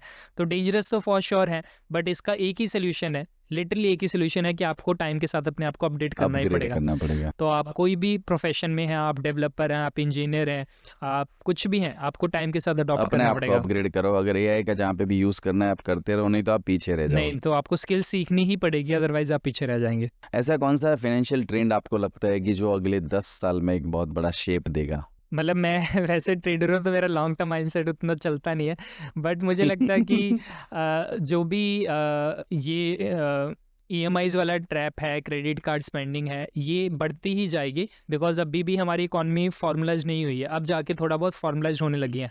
लोगों के पास पहले जनधन योजना से पहले बैंक अकाउंट्स भी नहीं थे आधे इंडिया के पास। तो अभी जब सारी चीज़ें कमर्शलाइज हो रही हैं, फॉर्मलाइज हो रही हैं, तो USA की इकॉनमी अगर आप देखें, बोला जाता है कि हम उनसे कुछ साल ऐसे 10-20 साल पीछे चलते हैं, तो वो लोग काफ़ी ज़्यादा क्रेडिट कार्ड्स पे जीते हैं, और वो बिल्कुल पे चेक टू पे चेक वाली लाइफ जीते हैं, Right. कि जितना वो कमाते हैं उतना वो खर्च करते हैं। अभी वो इंडिया में ट्रेंड धीरे धीरे पकड़ रहा है, बट मुझे लगता है कि शायद 10 साल में काफ़ी हद तक पकड़ सकता है कि लोग फिर जितना कमाएंगे उतना खर्च करेंगे। तो वो एज अ कंजप्शन इकॉनमी के लिए तो अच्छी चीज़ है, बट एक इंडिविजुअल लेवल पे उस पर्सन के लिए थोड़ा खराब है, डेंजरस है, क्योंकि एक कुछ भी अनसर्टेन इवेंट उसकी पूरी लाइफ को फिर थोड़ा ब्लॉक भी कर सकता है। एक मिडिल क्लास इंसान और एक पैसे वाला इंसान, इन दोनों की सोच में एक्चुअली क्या फ़र्क होता है? मिडिल क्लास इंसान पैसा सेव करने पे ज़्यादा फोकस करता है, और एक अमीर जो होगा वो पैसा ज़्यादा कमाने पे फोकस करेगा, जो हमने एक पॉइंट पहले भी डिस्कस किया था। मिडिल क्लास इंसान का थोड़ा रिस्क एपेटाइट कम होता है, और एक अगर अमीर बंदा होगा तो शायद उसने काफ़ी ज़्यादा रिस्क या कुछ मतलब गैम्बलिंग, नॉट गैम्बलिंग वर्ड में यूज़ करूँगा, बट कुछ उसने थोड़ा अनऑर्थोडॉक्स रिस्क लेके कुछ अचीव किया होगा। तो वो अनऑर्थोडॉक्स रिस्क लेने के चक्कर में आपका रिस्क एपिटाइट हाई हो जाता है, तो आगे आने वाले टाइम में भी आप रिस्क ले पाते हैं, तो वो चीज़ हो जाती है। देन थर्ड इसकी जो मिडिल क्लास इंसान है वो लाइबिलिटीज़ के ऊपर ज़्यादा फोकस करता है। अगर उसकी थोड़ी बहुत सेविंग्स हो जाए, पैसा आने लग जाए, तो वो गाड़ी खरीदेगा, मतलब कार खरीदेगा, विच इज़ फाइन। बट एक अमीर इंसान थोड़ा कैश फ्लो ज़्यादा मेंटेन करने में फोकस करता है कि पहले मैं कहाँ पे पैसा डालूं कि मेरे को और पैसा आते रहे। तो कैश फ्लोज या एसेट्स क्रिएट करना इज़ इम्पॉर्टेंट, लाइबिलिटीज़ ज़्यादा है। एंड देन EMIs मैनेज करना, डेट ट्रैप्स मैनेज करना, पैसे को देखना, वही मिडिल क्लास और अमीरों की माइंडसेट में फ़र्क हो जाता है। मिडिल क्लास में हम लोग कभी भी पैसे के ऊपर बात नहीं करते घरों में, अमीर के घरों में बिल्कुल ओपनली पैसों की बात होगी, है ना। परसेंटेज रिटर्न्स, ये वर्ड्स जो टका हम यूज़ करते हैं, बिजनेस वाले यूज़ करते हैं। मिडिल क्लास कभी ऐसे परसेंटेज के रुपीज़ में बात नहीं करेगा, तो वो मनी को देखते ही अलग फॉर्म में है। तो बहुत फ़र्क मुझे लगता है कि है। और इंडिया में ऐसे भी दो क्लास है एक्चुअली, कुछ लोग सिर्फ जॉब करना प्रेफर करते हैं, कुछ लोग बिजनेस करना प्रेफर करते हैं। तो मुझे कहीं ना कहीं एक चीज़ ये भी लगता है कि मिडिल क्लास हमेशा जॉब को प्रीफर करता है और अपर क्लास बिजनेस को, क्योंकि एक अपर लेवल के क्लास के लोग जो रहते हैं वो एक अपने कंफर्ट के बाहर भी एक चीज़ें देखते हैं। मिडिल क्लास 100% कंफर्ट देखता है, मैं इतना कमा रहा हूँ, इतने में मेरा घर चल रहा है, इतनी सेविंग है, ख़त्म, मुझे इससे ज़्यादा कुछ नहीं करना, तो आउट ऑफ द बॉक्स नहीं जाता। और जो पैसे वाले लोग होते हैं वो जनरली आप उनकी लाइफ पहले से देखोगे तो उन्होंने बहुत सारी रिस्क ली हुई रहती है, जहाँ पे शायद वो नीचे भी जा सकते थे या जाते भी है, वहाँ से उठते हैं, but they take some risk. तो वो एक कंफर्ट जोन के बाहर आके भी चीज़ें करते हैं, विच आई हैव सीन, जो मैंने देखा है। पैसा आने के बाद रियल में आदमी एकदम खुश हो जाता है कि या उसके अलावा भी खुशी की एक लाइफ है? तो मैं बहुत ही फर्म बिलीवर हूँ कि मनी इज़ ऑलमोस्ट एवरीथिंग, मतलब आई एम सेइंग ऑलमोस्ट, मतलब तो मुझे लगता है कि 99% ऑफ द प्रॉब्लम्स जो एक ह्यूमन लाइफ में हो सकती हैं that can be solved by money. Simple से भी एग्जांपल दें कि अगर हमारे पेरेंट्स थे वो जैसे मतलब कुछ भी छोटे मोटे खर्चे करने के लिए, और मैंने अपने लिटली पेरेंट्स में देखा है कि मेडिकल एक्सपेंसेस के लिए भी जब मेरे दादी थोड़े बीमार रहते थे तो घरों में कलेश होते हैं, एंड उसका सोल रीज़न ये होता था कि पैसे की कमी है। तो जब मुझे लगता है आज के डेट में कि अगर पैसा आने लग जाए तो फिर ये सारी प्रॉब्लम्स अपने आप ऑटोमेटिकली हट जाती हैं, तो फिर आप उन चीज़ों पे फोकस कर पाते हो जो लिटरली आपके लिए इंपॉर्टेंट है। तो money literally solves all the problems I feel. और मुझे लगता है कि पैसा कमाने के लिए और पैसे की तरफ भागने में वो प्रॉब्लम नहीं होना चाहिए। मैं अभी भी जैसे कॉल पे कभी कभी पेरेंट्स से बात करता हूँ तो मुझे बोलते हैं कि पैसे के पीछे मत भागा कर, ज़्यादा थोड़ा वो कर, आराम से कर, वो सब कर। बट मुझे लगता है कि क्यों ना भागूं, मतलब अगर पैसा प्रॉब्लम सॉल्व करता है और पैसा आपको फ्रीडम देता है। Somewhere I agree with your parents also, because अगर आप एक चीज़ सोचते हो कि पैसा प्रॉब्लम्स सॉल्व करता है, तो मुझे लगता है प्रॉब्लम्स क्रिएट भी पैसा ही करता है। यू कैन से आपने कभी मतलब मैं एक जो मेरी बिलीव है कि जैसे आपने कहा कि कोई बीमार है, पैसा खर्च करना है, तो उसके लिए भी क्लैश होते थे, शायद पैसा सॉल्व कर राइट। देता था प्रॉब्लम। तो पैसा तो धीरूभाई अंबानी के पास में भी था, रतन टाटा के पास में भी था, कोई किसी को बचा नहीं पाया है। That's what I to believe. So मैं भी पैसे को दोनों पर्सपेक्टिव से देखता हूँ। एक नज़र ये भी है कि आपने लाइफ के इतने सारे पैसे की वजह से या हमने लाइफ के पैसे की वजह से इतने सारे स्ट्रगल्स देखे कि हमको लगता है बहुत सारी प्रॉब्लम सॉल्व कर सकता है। लेकिन जैसे आपने अपने मम्मी पापा के बारे में कहा, तो उन्होंने एक उससे ज़्यादा एक अलग दुनिया देख ली है, जहाँ उन्होंने पैसा नहीं पैसा दोनों देख लिया है। उनको समझ में आ गया है कि हाँ पैसा होना चाहिए, but maybe every time it's not a problem solver. Maybe yes, I agree ये वही थोड़ा बैलेंस वाली बात है, बट यस। मैं भी जैसे आप फॉर्म बिलीवर हो, मैं भी आपके पेरेंट्स की साइड हूँ। उनको दिखा दूंगा मैं पॉडकास्ट में। It was very nice talking to you. मुझे लगता है बहुत सारी फिनेंस के बारे में बातें हुई है और बहुत सारी चीज़ें आज की जनरेशन को सीखने को मिलेगी, जो वाकई में अंधे की तरह चीज़ों के पीछे भाग रही है। मतलब मैंने आज आपसे बात करने के बाद चीज़ें सीखी है कि इन्वेस्टमेंट करना, पैसा लगाना, सेविंग करना कोई भी बुरी बात या अच्छी बात आप एक नहीं बोल सकते, बट आप राइट तरीके से राइट चीज़ें करते हो तो that can solve your problem. But अगर आप राइट चीज़ भी गलत तरीके से करते हो तो it can create a problem. So आपको चीज़ों को समझ के उसके पीछे भागना है। सो लास्ट नोट पे एंड करते हैं ना कि जैसे हम बोलते हैं पर्सनल फाइनेंस, मतलब जब हम पैसे की बात करते हैं या इस कॉन्सेप्ट की बात करते हैं तो वहाँ पे हम वर्ड यूज़ करते हैं पर्सनल फाइनेंस। तो उसका यही अपने आप में मतलब है कि पैसे रिलेटेड सारी जो हैबिट्स हैं, माइंडसेट है, वो बहुत ही पर्सनल है। तो आपको अपनी सिचुएशन के हिसाब से डिसीजंस लेने चाहिए, क्योंकि आप जितना मनी मैनेजमेंट को पर्सनल लेके चलोगे तो आप ज़्यादा बेटर ले पाओगे। आप किसी के फोमो में आके दूसरे की लाइफस्टाइल पे देख के अवॉइड करोगे डिसीजंस, तो वो बेटर है। तो it has to be as per your risk appetite, आपकी इनकम, आपकी सिचुएशन, आपके सर्कमस्टांसिस के हिसाब से होना चाहिए, तभी हम उसको पर्सनल फाइनेंस बोलते हैं। मतलब आपके डिसीजंस किसी और की लाइफ को देख के, किसी नहीं और की होने चाहिए। लाइफस्टाइल को देख के नहीं होने नहीं चाहिए। होने चाहिए। आपकी अपनी एक लाइफ है तो आप उसको देख के अपने सही तरीके से डिसीजंस लो, क्योंकि राइट, किसी और की लाइफ देख के अगर हम डिसीजंस तो लेते वो हैं तो इट कैन प्रॉब्लम्स ही क्रिएट आएंगे। A problems, right. Yes, so very nice talking to you, thank thank you you so so much. Much. बहुत अच्छा लगा आपके साथ में सेम, बात हमें करके, कोई बहुत सारा नॉलेज मुझे भी मिला, ऑडियंस को भी मिलेगा। Thank you so thank you much, so thank you for much. Being